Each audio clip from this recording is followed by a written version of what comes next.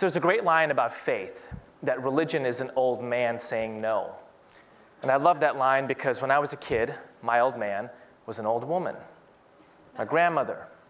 She used to come to our home in the suburbs of Chicago from India every summer and basically take up the entire downstairs, watch old Hindi films morning, noon, and night, corner me every chance she got and say things like, "You're saying your prayers, right? You will marry a nice Muslim girl, right?" I'd wake up early on Saturday mornings. I tried to sneak down the back stairways, and there would be my grandmother at the bottom saying, "Nice Muslim girl, beta, nice Muslim." I'm like, "Mama, I'm 11. Can I just go skateboard?" So by the time I got to college, I just I didn't really think about religion at all, frankly. I didn't think it was evil. I didn't think it was poison. I didn't think it was patriarchal. I just didn't think about it. There's this great line from Paul Simon off the Rhythm of the Saints: "Faith is an island in the setting sun." Just irrelevant. I was caught up in more important things, social justice things. I'll never forget the day, I think I was 17 years old. I was walking down Green Street in Champaign-Urbana, got about 5 steps past this homeless guy, stopped, turned around and thought, "Why are you standing there with a tin can when I'm standing here with money in my pocket? How'd you get where you got? And why have I never asked that question before?" Started having conversations with homeless guys. Found out that a reasonable number were Vietnam vets. Addiction, PTSD, got back, got kicked out of apartments, got kicked out of families sometimes, got kicked out of halfway houses, wound up in the streets drinking mouthwash for the alcohol. Began to radicalize my consciousness. Took that radical consciousness to different parts of Champaign-Urbana. On the other side of the track, started to tutor in schools, started to ask the question, how come there are twice as many students in these classrooms as in the classrooms where the professors send their kids? Started to volunteer at the Women's Emergency Shelter. How come the Women's Emergency Shelter has to turn away 3 times the number of women that it's allowed to accept? Why don't they have the resources to build a bigger, frankly, a decent facility? How come there are so many abused women in Champaign County to begin with? The deeper I got, the angrier I got. Frankly, it wasn't a particularly useful anger. It was an anger that burned me up. Anybody who came within about 10 feet of me got scorched as well. I thought to be a radical meant to be angry. Those were the circles I ran in. So the first time I heard the word Dorothy Day, the thing that attracted me to her was the person who told me about her said, "She's the most radical figure of the 20th century." Here she is, probably well into her 70s at this point, staring that steely calm up at 2 police officers at a protest. Dorothy protested against every war she could. World War II, the Spanish Civil War, Korea, Vietnam. She was radical to the core. She would talk about how all our problems stem from the acquiescence of this filthy, rotten system. But the thing about Dorothy that made her different, at least to my mind at the beginning, was there was no gap between her belief and her action. I had professors who talked about solidarity and they would talk about the poor, but Dorothy lived in solidarity with the poor for 50 years. I had people in my activist circles who talked about redistribution, but Dorothy, when she said that what we do not immediately need belongs to those who go without, well, when somebody gave her a diamond ring and she decided she didn't need it, she gave it to the first poor woman she met at her house of hospitality that day.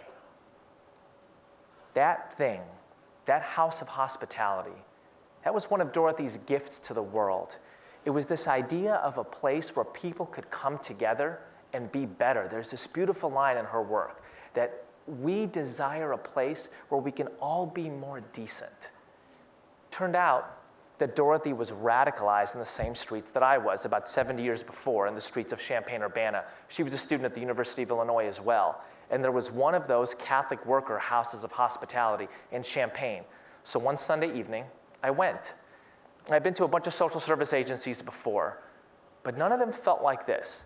Nobody asked when I walked in if they could take my ID. Nobody said they were doing intake. There was nobody behind some glass pane with forms saying, sit down here, we'll do our background check, and then we'll let you know when you can come back and volunteer. There were Spanish and English voices coming from the kitchen.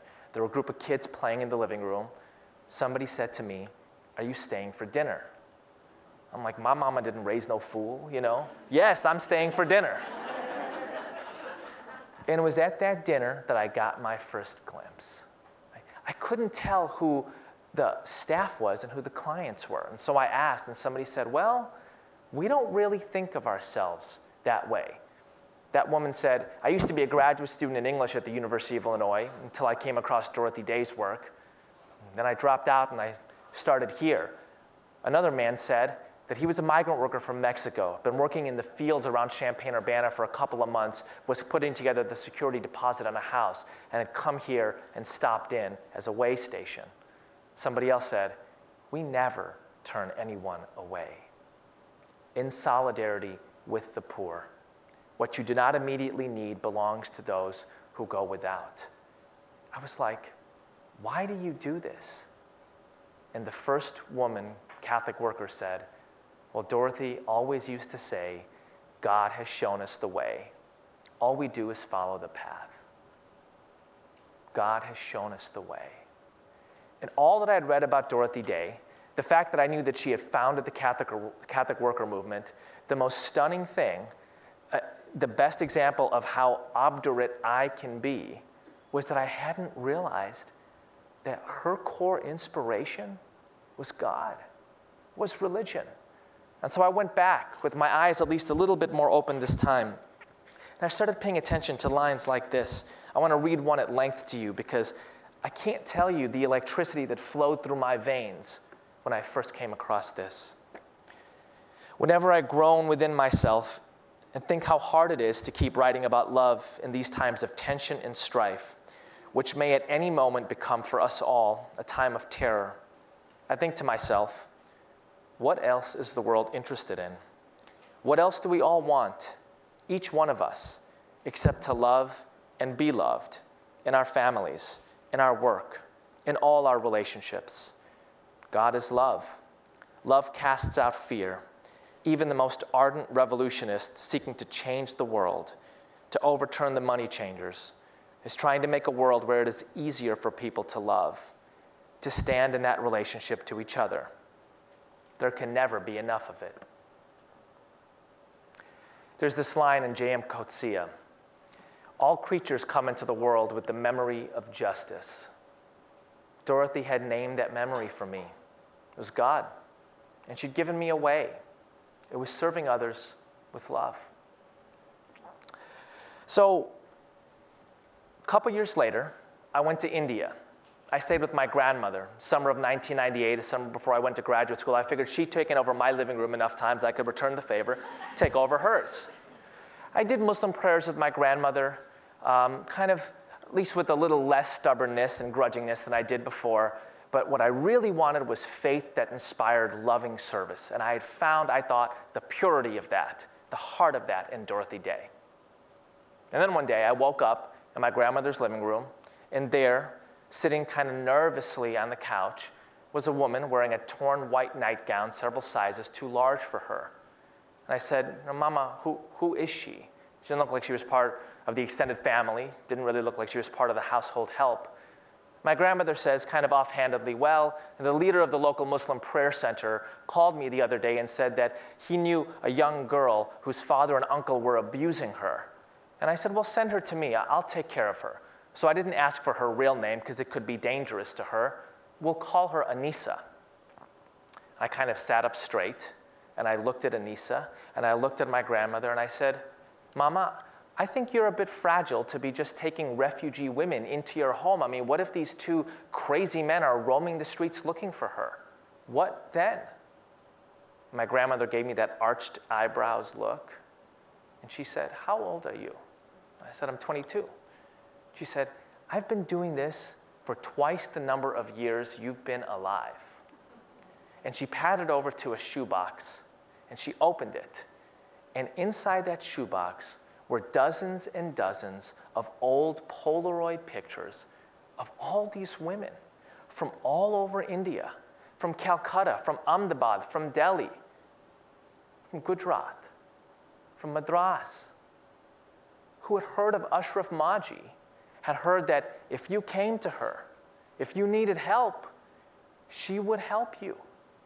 And they came, trains, buses, their last rupees, their last paisa, with their kids, sometimes pouring wet from the monsoon, showed up on the door, and my grandmother helped them. There she is, with two of those women, Sakarbai and Gulshan. And after about 7 of these stories, I asked my grandmother, why do you do this? And she gave me the same look and answered with the same tone that female Catholic worker did at the House of Hospitality in Champaign-Urbana. Because I'm a Muslim. This is what Muslims do.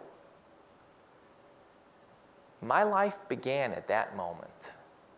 I know what my evangelical friends say by being born again. There was no water involved for me.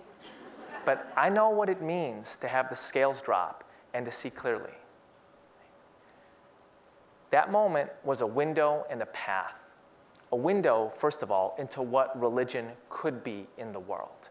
The evening news at that time in the late 1990s was full of stories of religion as a bomb of destruction.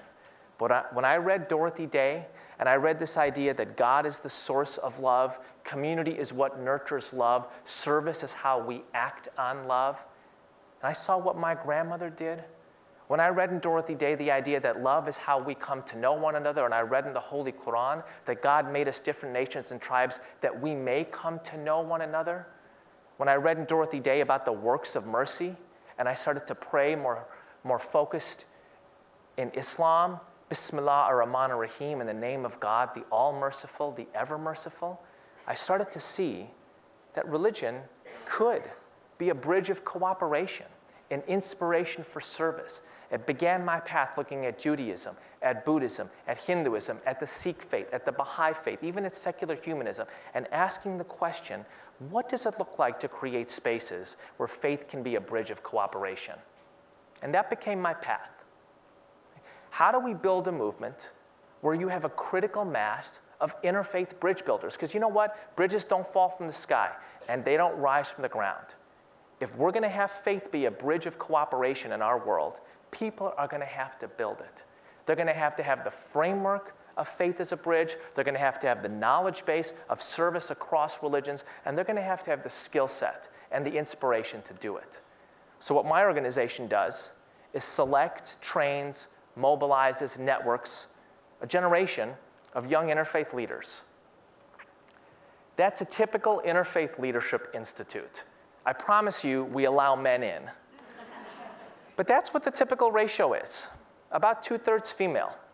Now, I'll let you come to your own conclusions about why that is. Maybe it's something inherent in women's spirituality. Maybe it's something about, as Sister Joan was saying, the limits for leadership and faith traditions. All I know is that the reason I'm on this path is because of 2 female faith heroes, and that the person who best expresses what we want to do in the world at Interfaith Youth Corps is a female poet. I leave you with the line from Gwendolyn Brooks. We are each other's business. We are each other's harvest. We are each other's magnitude and bond. Jazakallahu khair. May God give you goodness. Thank you.